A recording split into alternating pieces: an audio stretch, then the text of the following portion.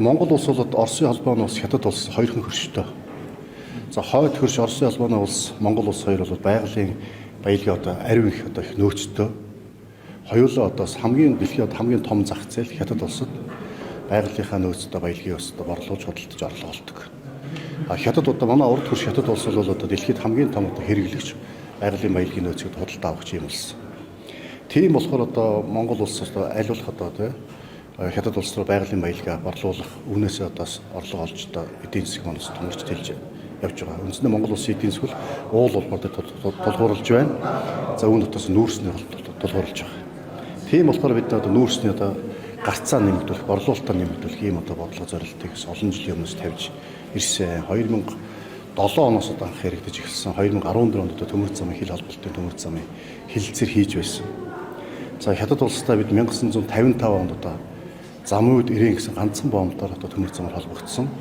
Одоо 70 жил болж байна. Тэгвэл энэ ганц мод гашуун сухад одоо төмөр замын хил холболтын төмөр замыг байгуулснараа бид Хятад улстай хоёр дахь одоо төмөр замаар холбогдох боломжтой болж байгаа. Үүнийгээ дагаад бид нэрс нүүрсний гарцыг одоо систем хоёр дахь нэмэгдүүлэх боломж болж байгаа. Цаашлаад одоо энэ төмөр хил холболтын төмөр замын бүтээн байгуулалтын ажил хийгдэж хоёр дахь одоо төмөр замаар хэлээр одоо холбогдсноороо бид цаашлаад шивээ хөрөн сэхэ бомбд мөн одоо бичгтийн Сүхбаатар аймгийн бичигт зүүн хатгч бомбд зам одоо ханги мандал гэсэн одоо 5 бомбоор Хятад улстай төмөр замаар холбогдно.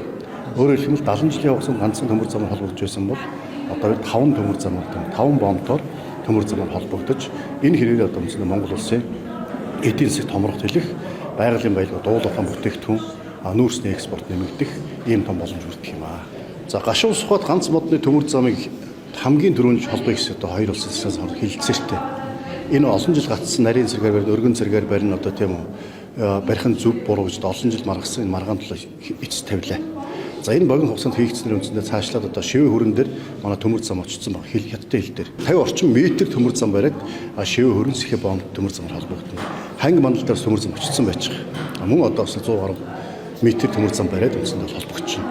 Ийм байдлаар үндсэндээ маш хурдан хугацаанд бид 5 төмөр замаар холбогдох. Цаашлаад бидэнд бас давуу тал бий болох юм бол энэ төмөр замууд бүтээн байгуулалтууд хийгдснээр бид нар ганцхан тэнжийн бомбтоор бид далаад гарцтай тийм тэнжинээ дамжуулж одоо Европоос, Америкаас, Азиас одоо Японоос, Солонгосоос бараа бүтээгдэхүүн авдаг байсан бол бид нар дахиад одоо тийм жинжөө гэж одоо бомбтоор тэнжээс илүү одоо богино хугацаанд бага зардлаар хурдан хугацаанд одоо төмөр замыг тээвэрлэж одоо бараа бүтээгдэхүүн импортоор авах том боломж нэгдэх. Өнөөдөр Монгол улс ганцхан тэнжийн бомбтоор импортын бараа бүтээгдэхүүн авдаг, маш их одоо хүлээгддэг, маш их цаг хугацаа зарцуулдаг, маш өндөр тээврийн зардал төлдөг. Тэгэл жинжөө бомбоор холбогдоод Сүхбаатар аймгийн одоо бичгтийн бомбыг сайн шинжтэй холбоо сайн шинжтэй Улаанбаатар ороод ихээр бид нийтдээ үндсэндээ бол жинжөө бомб 800 одоо км дөхөв, замын өдөр 1350 км дөхөв тэнжинээс богино одоо зайгаар хоёр дахь талаад гарцтай болох юм. Өөрөөр хэлэх юм бол одоо энэ төмөр замууд баригдсанараа Монгол улсын экспортын ачаач одоо хурдан хугацаанд одоо хэмжээр хардаг бололцоотой болно. За нөгөө талд импортын одоо тийм ганцхан тэнжигээс далаад гарцтай байсан бол жинжөө бомб гэсэн одоо хоёр дахь далаад гарцтай болж импортын бараа бүтээгдэхүүн хурдан хугацаанд богино хугацаанд тээвэрлж авчрах боломж бий болох юм.